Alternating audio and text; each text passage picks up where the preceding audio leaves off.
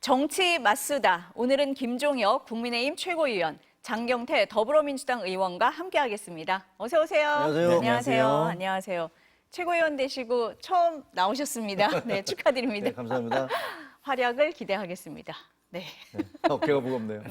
이미 활약하고 계십니까? 이미 활약하고 계십니까? 네. 네. 이렇게 화기애애하지만 국회는 여전히 대치 상황인데요. 가장 여야가 치열하게 맞서고 있는 국회 과방위부터 저희가 먼저 얘기 나눠보겠습니다. 과방위 소속 민주당 의원들이 어제 방통위를 찾아서 현장 검증에 나섰는데요. 공영방송 이사진 선임이 정당했는지 확인하겠다는 거였습니다. 먼저 어제 현장 상황 보고 얘기 나누겠습니다. 검증을 하자고 오셔가지고 여기서 청문을 하자고 하시니까 제가 동의를 못하겠다는 겁니다. 검증의 방식으로 질문이 있는 겁니다. 질문하세요. 답할게요 그러면. 그럼 답할 자세를 갖춰야죠. 질문하실 자세를 갖추셨어요 지금? 수십 명 끌고 와가지고 지금 무슨 위세하듯이 이러는데 그러면 우리 대표가 피감기관의 대표에 대해서 질문하는 것이 아니 좀 막 하지 말아요. 뭐 수십 명을 끌고 와서 그런 표현을 마음대로 하세요. 거친 말이 오갔는데요. 방통위가 회의로 공개를 거부하면서 민주당 과방 의원들이 결국 빈손으로 돌아갔습니다. 이 상황 어떻게 보세요, 최 의원님은? 이게 하여튼 네. 피감 기관이잖아요. 근데 김태규 직무대행께서 이제 거칠게 말씀을 하신 거는 예를 들면 얘기하면서 막 이렇게 손을 네. 책상을 치면서 얘기한다든가 그런 거는 네. 제 입장은 이해를 하겠어요. 본인은 이제 반발하는 심리도 있을 것이고 그것이 온당치 않다라고 생각하는 그런 생각이 있을 것이기 때문에 그런 행동을 했는지는 모르겠습니다만 좀 더 점잖게 대응했으면 좋겠다 이렇게 생각이 들고요. 네. 그 마찬가지로 이제 과방위에서도 그동안에 있었던 어떤 예를 들면 청문회 과정이라든가 상임위 과정에서도 좀 품격이 많이 떨어지는 행동들이 여야 의원들에 의해서 많이 뭐 위원장을 비롯해서 있었기 때문에 22대 국회에서는 어떻게 하면 국회의 품격을 다시 되돌릴 수 있을까? 네. 그런 것들이 큰 과제인 것 같아요. 악순환이 계속되고 있는 것 같아요. 예를 들면 국회 자체가 품격을 떨어뜨리고 거기 나오는 증인들이라든가 혹은 피감기관들의 장들이나 이런 분들도 거기에 맞서서 대응을 하고 이러다 보니까 거의 전쟁터 같은 모습을 보여서 저거 좀 어떻게 좀 개선될 방법이 뭘까 이런 생각을 하게 됩니다. 어제 어쨌든 현장 검증까지 갔는데 아무것도 얻은 게 없는 상태로 왔어요. 어떻습니까? 그러니까 대통령이 지금 태도 변화를 보이고 있지 않기 때문에 오만하고 또 이렇게 좀 폭력적인 모습을 보이다 보니까 이제 이미 이 행정직 공무원들마저도 그런 모습을 보이고 있는 것이거든요. 사실 이 대통령의 거부권은 보장되어 있는 것이지만 국회의 정당한 자료 요구권에 대해서 당연히 정부 기관의 기관장을 비롯한 공무원들은 당연히 자료 제출을 할 의무가 있는 것이죠. 그런데 현장 검증을 가서 제출을 하지 않으니까 현장 가서 확인하겠다고 한 것을 저렇게 정말 아나무인하게 오만방자하게 저렇게 거부하는 것 자체가 오히려 문제라고 보고요. 이번 방통위의 의결은 매우 심각한 의결이었습니다. 7월 31일에 있었던 의결은 심지어 이진숙 방통위원장이 임명받자마자 업무보고도 받기 전에 사실상 이 전체 회의를 이렇게 열어서 이 KBS 이사 7명과 박문진 이사진 6명을 의결한 것이거든요. 근데 살펴보면 KBS 이사회 11명 중 여권 측의 인사만 7명, 야권 측에 4명을 추천할 권리가 있는데 그 권리를 깡그리 무시했고요. 박문진 9명 중에 6명, 여권 측 추천권이 있는 6명에 대해서 의결하고 이 야권 측의 3명 추천권은 또 깡그리 무시했거든요. 그러니까 이 대통령의 태도부터 시작해서 방통위원장 이진숙 지금 탄핵 소추안이 가결돼서 이제 헌재로 넘어가 있는 상황입니다만 여러 빵집이나 유흥주점 또 주유비 의혹 등이 매우 심각했음에도 불구하고 임명을 강행했고요. 그렇기 때문에 이 5인의 합의제 행정기관인 방통위원회를 사실상 방통부 장관, 방통부 차관 2인 체제로 의결하고 운영하고 있기 때문에 이 부분에 대해서는 상당히 현저하게 이미 법원에서 2번 지적한 바와 같이 여러 이제 박문진 이사장에 대한 이 여러 가처분과 본안 소송에서 인정한 바와 같이 2인 체제는 위법하다고 했지만 또다시 위법한 행동을 했기 때문에 저희 민주당은 탄핵소추안을 가결시킨 거고요. 정말 이 과방위에서도 당연히 이 업무보고도 제대로 안 받고 바로 임명 받자마자 바로 이렇게 의결하는 것에 대해서 당연히 과방위 입장에서는 격앙될 수밖에 없죠. 와서 그럼 그 와서 현장 검증 저희가 뭐 안방 조사 받습니까? 김건희 여사처럼 그런 것도 아니지 않습니까? 저희가 국회의원들이 직접 가서 조사하겠다고 하는 것마저도 저렇게 오만방자한 태도로 한다는 것 자체가 정말 이 정권 3년도 안 남았는데 과연 얼만큼 버틸지 어떻게 끝나갈지 아마 전 국민과 함께 지켜보시면 될 것 같습니다. 지금 네. 예, 근데 그 KBS 이사진이나 그 박문진 이사들 네. 이분들을 이제 갈아 이렇게 정권이 바뀌면 그분들을 자기들이 갈아서 그 본인들의 어떤 취향이나 입맛에 맞는 그런 사장을 임명하려고 하는 노력은요 계속돼 왔거든요. 그래서 사실 여야를 가릴 것 없이 끊임없이 계속돼 왔던 건 뭐 다 아실 겁니다. 지금 현재 야당이 정권을 잡고 있을 때도 그랬고. 그리고 그 이전에 또 지금 여당일 때도 그랬고 이런 걸 수십 년 저는 기자 생활하면서 지켜봐왔어요. 굉장히 비극이라고 생각을 합니다. 그리고 이게 뭐 누구의 규책 사유를 따지기도 이제는 힘들 만큼 왜냐하면 양쪽 모두가 그런 짓을 계속 해왔으니까요. 그래서 참 죄송한 말씀이지만 저는 그 MBC 같은 경우는 민영화되는 게 맞지 않나라는 개인적인 생각을 해요. 왜냐하면 그동안에 우리나라에 그 정부가 영향을 미치는 방송이 너무 많습니다. KBS 1, KBS 2, MBC, 그 다음에 무슨 과거에는 YTN도 그렇지만 그 민영화 됐지만요. EBS도 그렇고 그 연합뉴스하고 통신사를 갖고 있지 않습니까? 정부가 통신사 갖고 있는 게 전 세계 자유주의 국가에 있는지 잘 모르겠어요. 이탈리타스 팍스라든가 혹은 신화사처럼 거기서 방송국까지 가지고 있죠. 그래서 이런 여러 가지 너무나 많은 그 정부가 영향을 미칠 수 있는 방송국들이 있기 때문에 다른 세계적인 추세처럼 이것을 민영화하는 것들이 맞지 않나라는 생각이 지금 개인적인 생각입니다. 아마 MBC에 네, 계신 아마 분들은 굉장히 논란이 될 것 같아서 MBC에 계신 분들이 네, 굉장히 네. 안 좋으셔 네. 기분 나빠하실 것 같은데 제 개인적으로 그런 생각을 하고 뭐 이게 기분 나쁘고 좋고의 문제가 아니라 여러 가지 상황이 맞물려 네. 있어서 아마 논란이 될 수 있어서 예. 더 얘기를 하는 거는 조금 예, 이건 개인적인 부적절하다. 생각이고 네, 예. 네, 그런 과방위 생각이 부분에 듭니다. 대해서는요. 과방위는 지금 2인 체제로 돼 있잖아요. 근데 그 민주당에서 추천을 안 하고 계시잖아요. 그 상임위에서 공개가 됐잖아요. 추천을 해달라고 공문을 보냈는데 제가 보기에는 민주당에서는 과방위를 완전체로 만들고 싶은 그러니까 방통위를 완전체로 만들고 싶은 생각이 없는 것 같아요. 그러니까 민주당에서 추천해야 될 몫을 추천하지 않고 2인 체제를 남겨둠으로 해서 계속적으로 이것은 문제가 있어라고 공격하기 위한 그런 빌미를 만들고자 안 하는 게 아닌가. 지금이라도 예를 들면 그 추천을 해서 그 방통위를 정상적인 체제로 만들어 놓으면 될 텐데 그걸 만들지 않으면서 2인 체제에서 결정이 됐으니까 문제가 있다 이렇게 얘기를 하고 계시고요. 그다음에 또 방통법 바꾸는 거기에 보면은 2인 체제에 한계가 있으니까 이걸 바꾸자 이렇게 얘기를 하고 계시잖아요. 그러면서 저 현재 2인 체제에서 결정된 걸 인정하는 듯한 그런 주장을 한 것이기 때문에 저는 이게 그 지금 현재 집권당에게만 문제 있다라고 얘기하는 것은 그 무리다 이렇게 생각을 합니다. 저 전반기 21대 때 과방위원이어가지고요. 네. 너무 잘 알고 있는데요. 이미 지금 과방위원장 맡고 있는 최민희 위원장을 저희가 추천했었고요. 이미 이 6개월 넘게 반년 넘게 임명을 하지 않았습니다. 또 임명하지 않은 사유에 대해서 여러 법제처 등의 자격 심사가 보류되어서 임명하지 않았다고 한 바가 있었지만 그는 또 이 법제처는 사실관이 아니다. 자기들은 그런 판단한 적이 없다라고 얘기한 바가 있고요. 심지어 방심위의 부위원장도 국회의장 추천 몫이 있습니다. 김진표 국회의장께서 뭐 특별히 뭐 민주당과 뭐 이렇게 한 것도 없는데 이 국회의장 추천목의 방심위원장도 추천됐다가 결국 임명을 수달지 안 하다가 스스로 본인 자진 처리한 바가 있고요. 그렇다고 한다면 KBS 이사 7명과 박문진 이사 이 4명과 6명, 이 4명과 3명에 대해서 저희에게 추천하라고 했습니까? 방통위에서 어떠한 연락도 없었습니다. 그러면 방통위가 KBS 이사진을 구성하든 박문진 이사진을 구성하든 그럼 민주당에 추천을 하라고 얘기를 했어야죠. 이건 어찌됐건 그동안 관례상 항상 여당과 야당이 하지만 여당이 어찌됐건 다수를 점할 수 있게 이 권리를 보장하긴 했지만 그럼에도 불구하고 저희에게 추천 절차를 이미 생략한 채 지금 여러 가지 진행하고 있기 때문에 이 여러 문제가 있습니다. 방통위 구성, 방심위 구성, KBS 이사회 구성, 또 박문진 이사진에 대한 구성까지도 여러 문제가 있고요.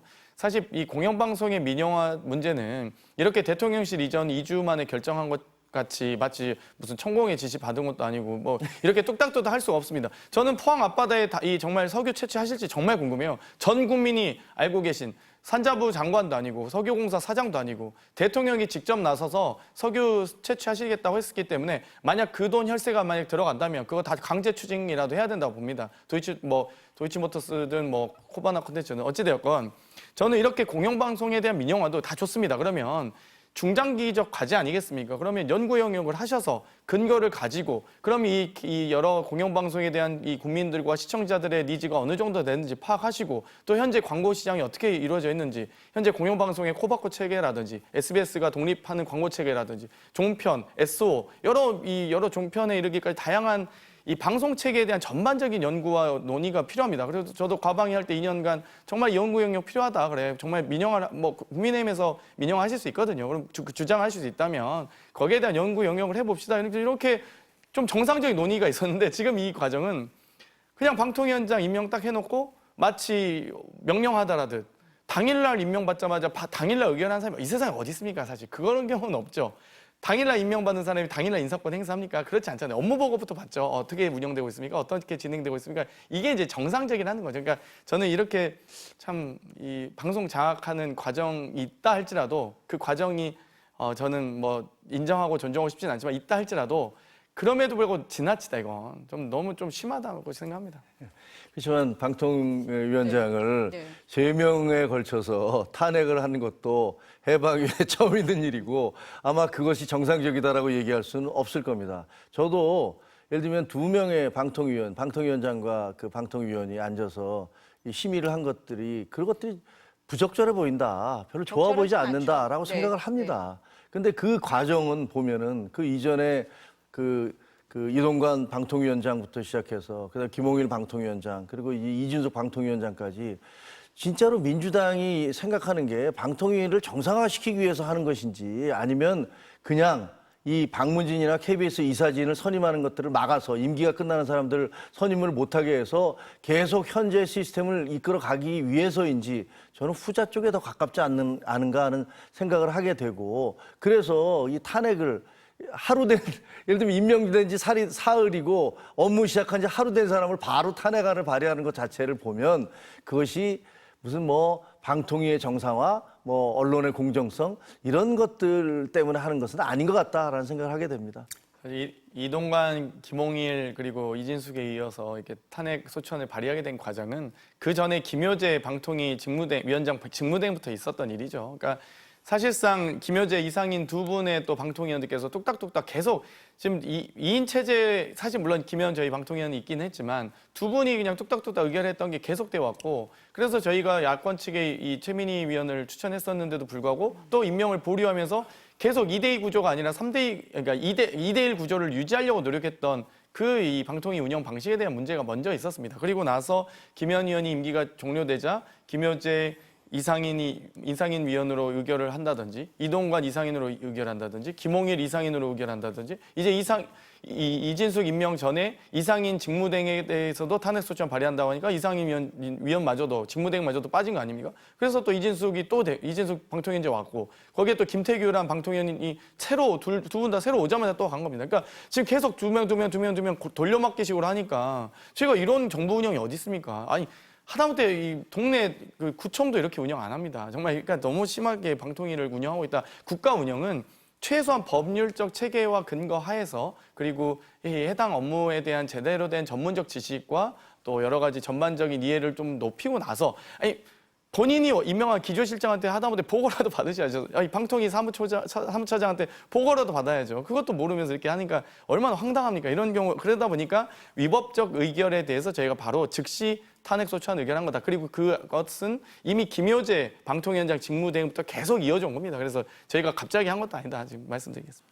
최민희 의원 같은 경우는 네. 이제 국회의원이 되셨잖아요. 오셔서 이제 과방위원장이 되셨고 김현 위원도 국회의원이 되셨어요. 그냥 만들어 주신 거예요. 아니, 그러니까 하나 하시니까 지금 다 하나로 되잖아요. 그렇게 된 거기서는 겁니까? 이제 방통위원 가면 네. 다 국회의원 되는 것인 것처럼 그렇게 네. 돼 있는데 어쨌든 그분들 물러나시고 난 다음에 그 임명을 지난번에 박정원 의원이 그 상임위에서 그 방통위에서 그 임명을 해달라고 민주당에 보냈던 그것들 공개를 했잖아요. 그러니까 임명을 해주시면 돼요. 그래서 5인 체제를 만들면 돼요. 근데 현재로서는 2인 체제가 문제가 있다라고 계속 얘기하시면서 본인들 몫에 추천을 안 하시니까 추천을 안 하면 2인 체제로 갈 수밖에 없지 지금 않습니까? 말씀을 듣다 보니까 계속 원점으로 돌아옵니다. 맞아요. 그 예, 2인 체제를 누가 만들었느냐 이걸로 지금 돌아오고 있는 것 같아요. 그러니까 지금이라도 네. 예를 들면 추천을 하셔서 정상적인 5인 체제를 만들면 되시거든요. 근데 그 5인 체제가 되면 어쨌든 대통령과 여당이 3이 되고 그다음에 야당이 2가 되니까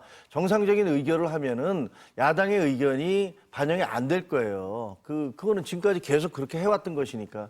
그걸 우려해서 안 하는 거다라고 보시는 저는 겁니까? 거기 그렇게 되면 정상적인 5인 체제가 돼서 의결이 되면 거기에 대한 반대할 명분이 없기 때문에 그 5인 체제를 정상적으로 만들어 놓지 않고 2인 체제를 계속 유지를 하면서 그러면서 계속 공격을 하는 거예요. 이미 2인 체제를 5인 체제로 정상화시킬 수 있는 힘이 자기들에게 있는데 그 힘을 행사하지 않으면서 2인 체제는 문제다. 이렇게 얘기하는 건 편법이다. 이런 생각이 듭니다. 제가 지도부에 건의해서 네. 저희 민주당 추천 2분을 먼저 추천하겠습니다. 그러면 먼저 임명해 주시면 다음에 여권 추천 인사도 이제 할 수 있도록 하도록 그 제가 여권 건의드리겠습니다. 네. 여권 추천 인사도 반드시 임명해 주실 거예요. 그러니까 먼저 야권을 먼저 임명해 누가 줘야 먼저냐? 되기 때문에 2대2로 만들어 놓고 네. 여권 추천 인사에 대해서는 안 해줄 거다? 그 사람은 누구야? 그 사람은 이게 문제가 있어. 그러니까 지금 이게 못 믿잖아요. 지금 못 믿잖아요. 못 믿잖아요. 서로. 그러니까 저희가 네. 추천했는데도 네. 불구하고 2대1 네. 구조임에도 불구하고 한 분도 임명을 안 했는데 네. 만약 야권 인사 2명을 추천했을 때 임명할 것이냐에 대해서 저희가 신뢰가 없습니다. 최민희 그렇기 때문에 의원 그렇죠. 당신을 저 이번에 기억을 보세요. 하시는 거잖아요. 대법관도 네. 대통령이 추천한 3분 다 어찌됐건 본인이 통과했잖아요. 그러니까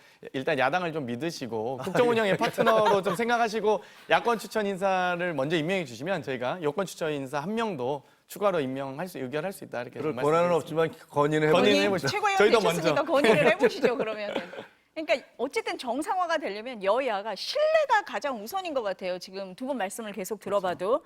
그러면은 상황이 좀 바뀔 수 있을까 하는 지점에서 그 어제 이재명 전 대표가 후보 토론에 나오셔가지고 한 말씀이 있으세요. 네. 어떤 얘기인지 한번 들어보고 저희가 얘기 나누겠습니다.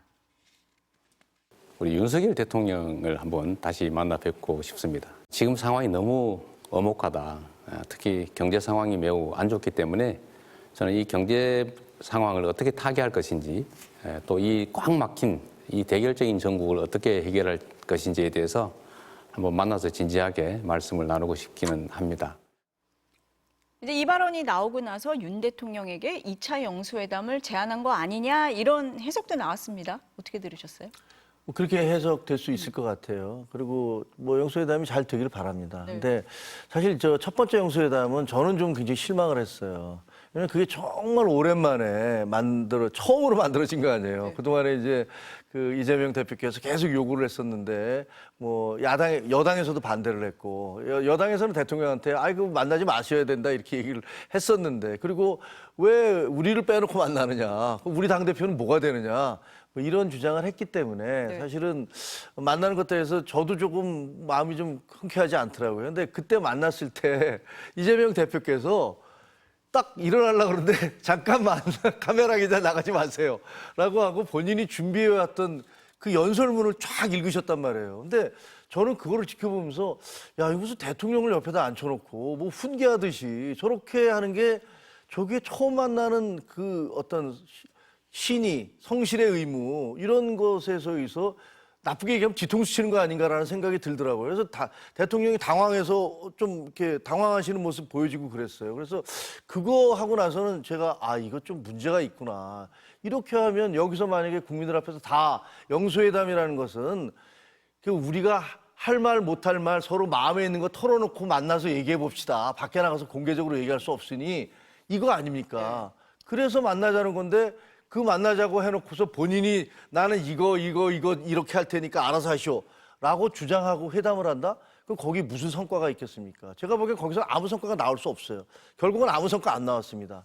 그래서 두 번째 영수회담을 얘기를 하신다면 그거는 여야가 함께 만나는 거, 대통령과 함께 만나는 거 좋다고 생각해요. 한동훈 대표도 새로 뽑혔고 이재명 대표도 뽑히셨으니까 우리가 어쨌든 국정을 책임지는 사람들끼리 만나서 대화 나누는 건 좋은데 그러나 그 대화가 지난번처럼 되면 안 된다. 지난번처럼 이 뭐 선언문 낭독하듯이 먼저 선언을 하고 그 다음에 들어가서 그 그런 요식 행위로 사진 찍는 그런 행위가 돼버리면 안 된다. 정말로 마음을 털어놓고 얘기할 수 있는 그런 영수회담이 됐으면 좋겠다 생각합니다. 저는 기본적으로 대통령께서 좀 삐지지 않으셨으면 좋겠어요. 그러니까 제가 지난 1차 영수회담 편의상 1차라고 하겠습니다만 네. 1차 영수회담 때 저도 지도부였기 때문에 좀 이 상황을 보면 물밑에서 영수회담은 단순히 만나기 전보다 회의하는 시간보다 회의하기 전 물밑 협상이 더 중요한 거 아니겠습니까? 그런데 제대로 된 논의 구조가 없고 구조도 없었어요. 없고 의제도 네. 별로 없었습니다. 그렇기 때문에 좀 정확하게 어떤 의제에 대해서 합의와 타협이 가능한지를 대통령실도 양보하고 저희도 물론 양보해야 될 겁니다. 그래서 여러 가지 대화가 먼저 물꼬를 트워놓고 네. 실제 만남은 만나서 막 뭐 40분간, 1시간 혹은 1시간 반 동안 모든 대화 의제를 다 논의할 수는 없지 않습니까? 그래서 서로의 의사 타진하는 거죠. 조율하는 과정. 아 이건 입장이 좀 좁혀지지 않으니까 다음 의제로 하자. 이건 좀 입장이 좀 접근이 가능할 것 같다. 여러 가지 그 의제 선정을 해야 되는데 전혀 그런 과정이 없었습니다. 그렇기 때문에 심지어 영수회담 하겠다고 한 비서실장과 할 때 비서실장 또 다르지 않습니까? 막 교체되고 난리도 아니었죠. 그러니까 제가 이제 뭐 그걸 대통령실 책임으로 묻지는 않겠지만 어찌되었건 정말 이 영수회담을 하는 것보다 하기 전에 저희가 어느 정도까지 대화가 가능한지를 먼저 점검하는 것이 매우 의미 있다. 그때 이관섭 비서실장 하자고 해놓고 갑자기 갔더니 정진석 비서실장 앉아있고 이런 거 아니겠습니까?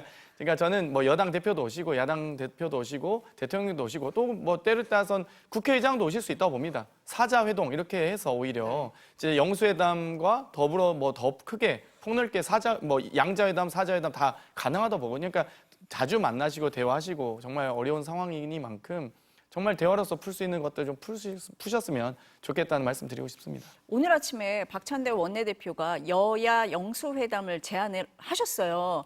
그러니까 대통령, 한동훈 대표, 뭐 차기 민주당 대표 이렇게 의미를 하는 것 같거든요. 그러니까 당내에서 이런 의견이 좀 모아지고 있는 상황입니까? 어떻습니까? 아니, 뭐 그렇지는 않은데요. 네. 어찌됐건 아마 이 지금 박찬대 원내대표께서 당대표 직무대행을 맡고 계시기 때문에 당대표의 자격으로 네. 아마 참석을 하실 거고요. 또 차기 뭐 유력한 당대표가 있다면 네. 또 혹은 또 어느 누구든 대통령께서 어찌됐건 영수회담은 쓴소리 듣는 자리 아니겠습니까? 뭐 좋은 얘기 하는, 뭐 물밑에서 이 실무자들은 협상 의제를 논의할 수 있습니다. 하지만 그 자리에서만큼은 조금 쓴소리 좀 들으시겠다. 야당 대표가 좀 그거 읽었다고 해서 그것도 삐져가지고 그거 뭐 속상하다 이렇게 하시면 안 되고요. 저는 좀 쓴소리 듣는다 생각하시고 다만 이제 물론 이 비공개 자리에서는 보다 좀 더 폭넓게 조금 더 허심탄회하게 하지만 이 기존의 이 좀 조율된 의제들을 한번 좀 더 이 정치적 지도자들의 결단력으로 이룰 수 있는 의제들도 있거든요. 네. 그래서 이 정도는 저 정도의 생각을 갖고 계시면 이번엔 이거를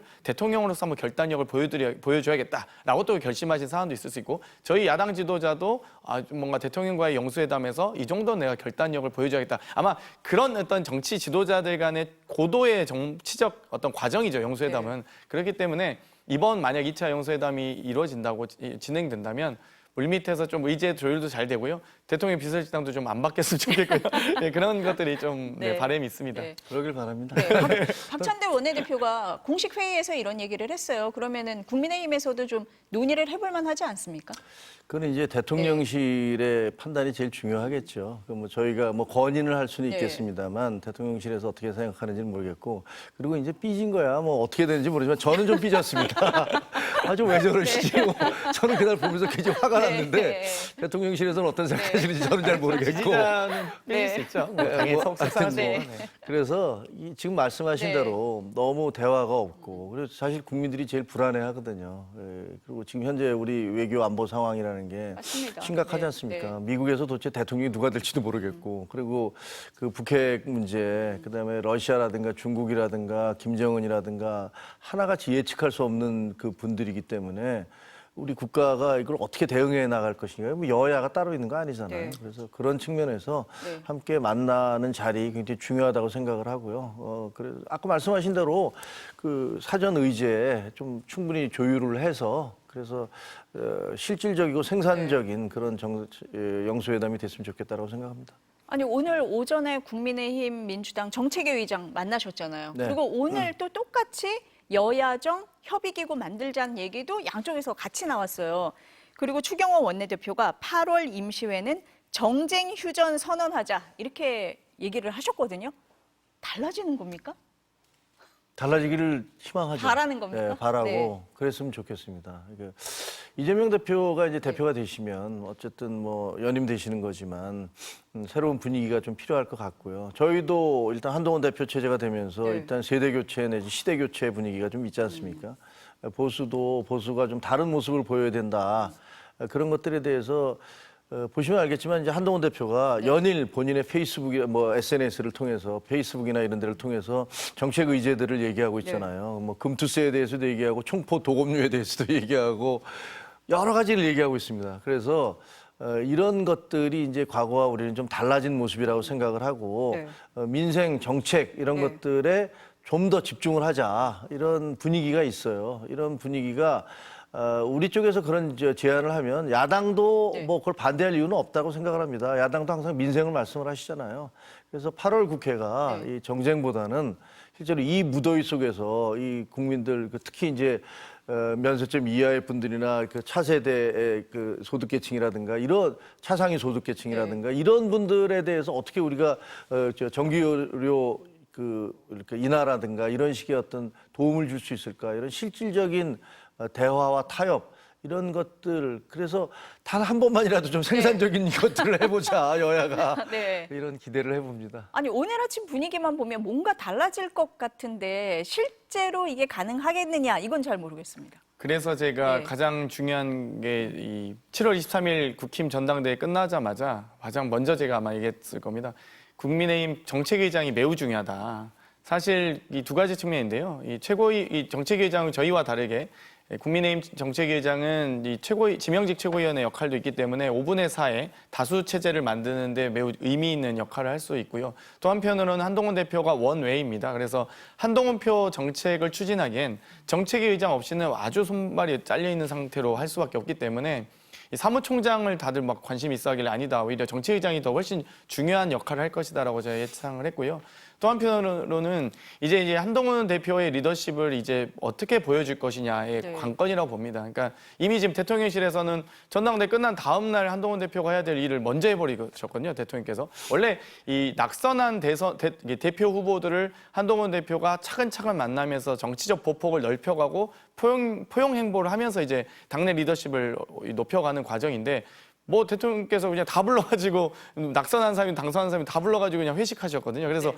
무슨 국정 운영을 낙선한 사람과 합니까? 사실 이 선출된 지도부 하는 것이죠. 그렇기 때문에 좀 그런 부분 아쉬웠는데 이번에 이제 이 소위 이 야권의 이 소위 대선 지지자 뭐 1위인 또 현직 대통령과 또 이 현직 여당의 대표가 그 중간에서의 조율을 하면서 얼만큼 리더십을 좀 보여줄 수 있을지 이 조율 능력을 보여줄 수 있을지 또 이 양극단의 어떤 대통령과 야당의 이 충돌, 이 과정을 좀 속도를 뭐 예를 들면 저희한테도 뭐 민주당도 뭐 청문회 이런 거 속도 조절론 얘기하시잖아요. 마찬가지입니다.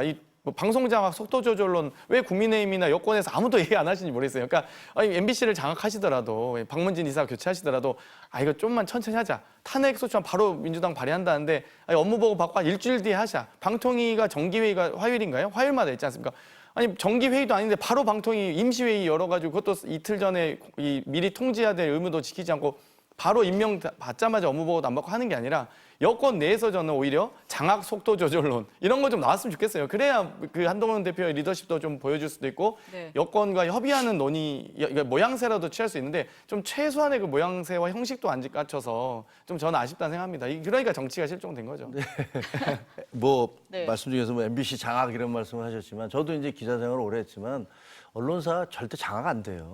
어떤 정권이 잡든 간에 장악될 수도 없고 돼서도 안 되고 그다음에 그 정권이 뭐 무한합니까? 정권은 있다가 가는 거예요. 그렇지만 어떤 조직은 계속 이어지는 거거든요. 그래서 뭐 저는 그게 이제 저희 정권이 됐든 아니면 민주당 정권이 됐든 저는 그 양 정권의 방송 정책에 대해서 모두 다 불만이에요. 그리고 제발 좀 언론을 장악하려고 하지 마라. 이렇게 생각을 합니다. 그래서 저희의 꼭 그랬으면 바람입니다. 좋겠어요. 그게. 정말 이 MBC 기자와 네, 아나운서 저희의 PD분들이 바람입니다. 네. 창고에서 근무하거나 아이스링크에서 근무하는 일은 없었으면 좋겠습니다. 아유, 그건 뭐 역으로도 마찬가지라니까요. 네, 그러니까요. 서로 주고받은 거예요, 그게. MBC 아니, 저희는 걱정을 그렇게 너무 한 적은 해주셔가지고 지금 네, 좀 마음이 논의가 아파서. 지금 또 MBC로 지금 넘어왔는데 네. 이 진보 매체라고 막 네. JTBC가 규정되고 하니까 거기도 좀 지금 이번에 통신 사찰도 네. 보니까 저희 국회의원 당직자 보좌진뿐만 아니라 많은 언론인들이 돼 있더라고요. 네. 그러니까 MBC뿐만 아니라 다른 언론사들까지 제가 파악한 것만 지금 제가 제보센터 뭐 검도기를 운영하고 있어서 보면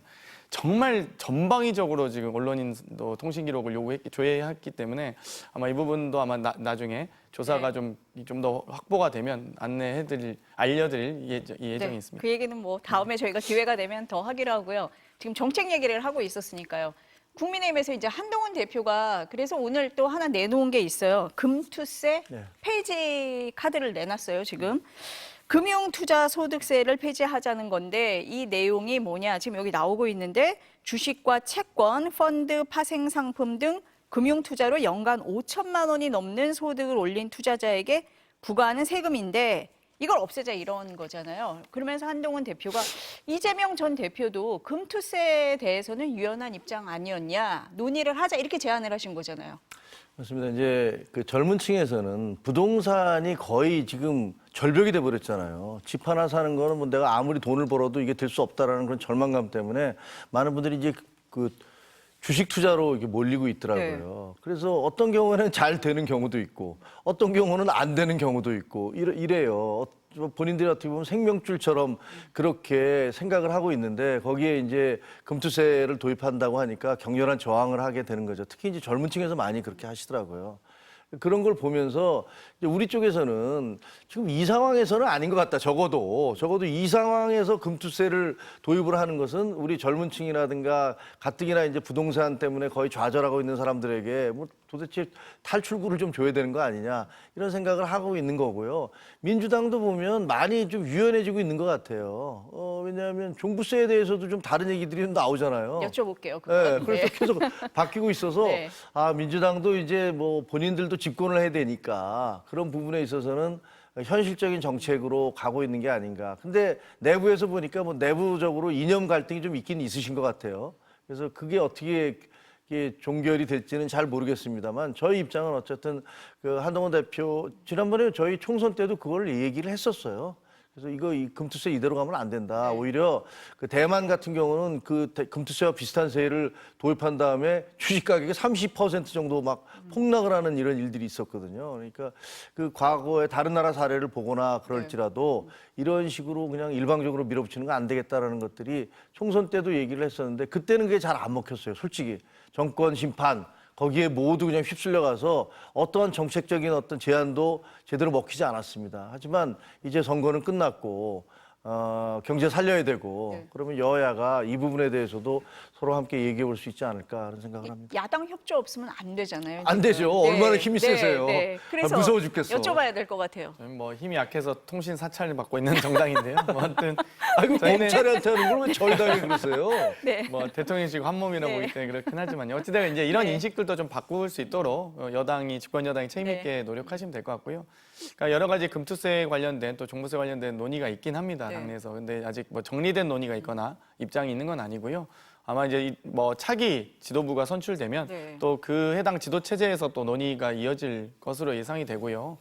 아마 이제 뭐 여러 가지 논리 중에 금투세가 그 과거에 저희가 이제 유동성 자산이 뭐 1,500조다 이렇게 많이 전 세계의 돈을 빨아들이면서 한국이 경제적 호황기를 누렸던 저희가 무역수지 세계 5위, 6위였던 적이 있었거든요. 근데 작년에 197위에 이어서 올해 200위입니다.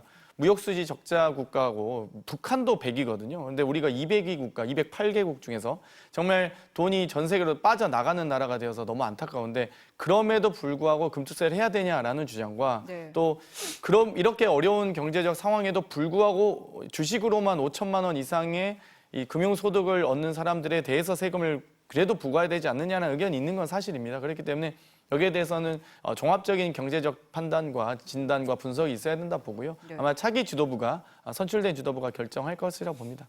일단 전당대회가 끝나야지 그렇죠. 당의 입장이 정리될 것 같다라고 하니까 조금 기다려 보시죠. 그러니까 종부세, 상속세도 네. 하여튼 잘 판단을 하셔서 저에게 부탁하실 정리를 문제는 아닌 해주시기를. 것 같고. 아니, 그러니까 저희는 정책 의장 간의 네, 협의도 좀 네. 잘 하셨으면 좋겠고요. 네. 원내대표 간에 또 추경호 원내대표께서 기재부 장관 출신이시니까 네. 또 저희 박찬대 원내대표도 회계사 출신에 되게 맞습니다. 합리주의자이기 네, 때문에 네. 두 분이 좀 얘기도 많이 하셨으면 좋겠어요. 그러니까 지금 조금 오히려 대화를 못하게 하는 이 이 뭐 대통령실의 분위기나 또 당내 분위기도 있겠지만 그래도 두 분은 그래도 이 정치적 대표자들 간의 회의는 좀 많을수록 좋다고 보고요.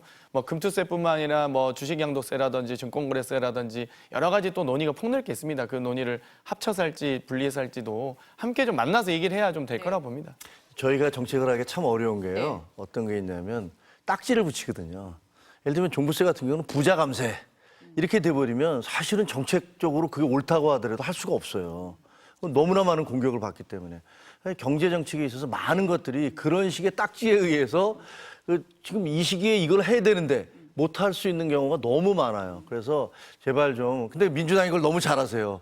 그런 어떤 그 프레임을 네이밍, 하는 거를 프레임 잘하신다. 전쟁을 너무 네. 잘하시기 때문에 저희가 계속 당해왔거든요. 아니 또 민생을 많이 아니요, 걱정하는 저희 당이니까 그렇게 또. 따지면 저희 네. 민생회복 25만 원은 가지고 돈살포 25만 원이라고 하시고 뭐 지역화폐를 가지고 이재명 화폐라고 하시고 이런 식으로 하니까 좀 마찬가지입니다. 딱지 잘 붙이세요. 마찬가지입니까? 네. 25만 원은 왜 저 거부권 행사하는지 모르겠는데 아무튼 아니 지금 경제가 너무 어려운 건 다들 알고 계시기 때문에 경기부양책이 나오긴 네, 해야 맞습니다. 됩니다. 이번에는 만나서 좀 얘기를 하시고 민생 법안에 대해서는 좀 합의를 도출해 주시길 바라겠습니다.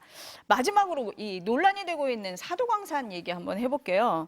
이 사도광산 일제강점기 강제 동원의 피해 현장이잖아요. 근데 이게 세계문화유산에 등재가 될 때 한국이 반대하면 어려운 상황이었어요. 근데 찬성을 해줬습니다. 근데 지금 나온 얘기가 뭐냐면 외교부가 관련 전시물에 강제라는 표현이 들어가야 된다고 요구를 했는데 일본이 거부했다. 이렇게 이제 확인이 됐어요. 그럼 핵심 요구 사항이 빠졌는데 찬성을 해줬다? 이거 어떻게 봐야 됩니까?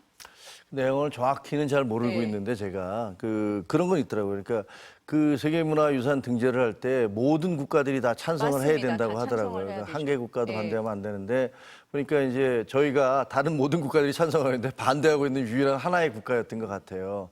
그 부분에 대해서 외교부가 어떤 외교적 실리를 계산했는지는 잘 모르겠어요.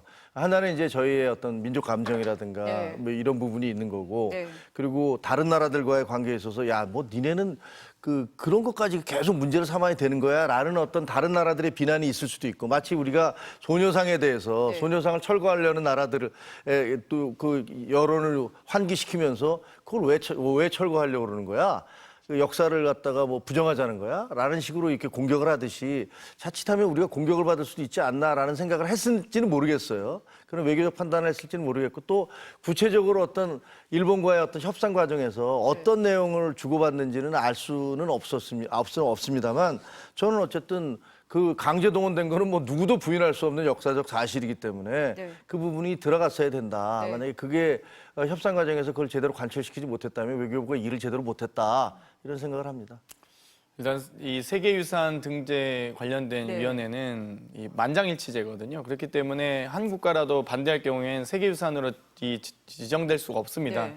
그런데 이 지금 합의한 것으로 알려지고 있는 6월 26일부터 실제 유네스코 회의까지 7월 27일에 있었던 회의까지 이 한 달간 무슨 일이 있었는지는 지금 여러 가지 진실 공방이 있지만 그럼에도 불구하고 뭐 외교부가 뭐 이 강제징용에 대해서 명시해달라고 요구했다. 근데 거기서 묵살했다, 거절했다, 반대했다. 네. 일본에서. 그럼 거기에 대해서 보면 반대했는데 왜 동의해 줬습니까? 그러니까 이런 부분들 제대로 지금 좀 밝혀져야 된다 보고요. 아무튼 중요한 것은 만장일치제인 세계유산 등재위원회에서 왜 여기를 이 사도광산에 대한 등재 결정했는지 네. 실제 2015년에 있었던 군함도도 사실 여러 가지 강제 이 징용이라든지 그와 관련된 전시물을 군함도 이 인근에다가 설치하기로 했던 일본 정부가 합의하지 않고 계속 지금 여론전을 하거나 혹은 뭐 약속을 바로 안 지키고 있죠. 예, 지금. 등재 네. 직후에 바로 외교 관리는 고위 관계자는 뭐 전혀 우리는 그런 일 없다 이렇게